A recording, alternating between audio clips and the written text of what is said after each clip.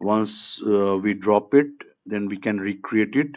So drop this and drop function, you have to write drop function, and then select it and hit the execute button. Commands completed successfully. Now delete this. Now you will have to select all these lines, that is from lines 63 till up to the end.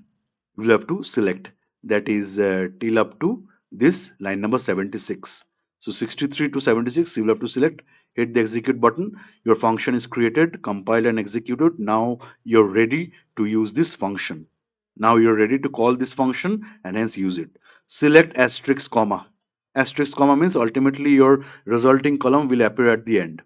And how to call a function? Okay, you can call a function by the help of this dbo dot database object, because the function here is nothing but a database object only.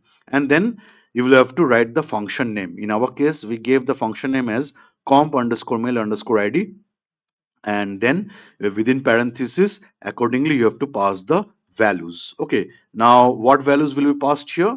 Now basically the eid values will be passed, then name values will be passed, and here you have the domain name at the rate analyticnerd.com. So this eid values, the eid values will be accordingly sequentially passed to this particular parameter at the rate emp underscore id.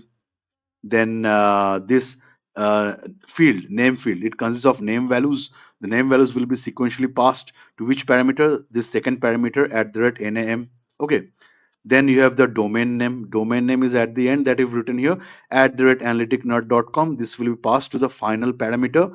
What is the final parameter here? At the rate dom. Here at the rate analyticnerd.com will be passed. Okay, and after that you will have a resulting column and you can give a name to that column. So as, then within this single inverted comma comp underscore mail, so the name of the resulting column will be comp underscore mail.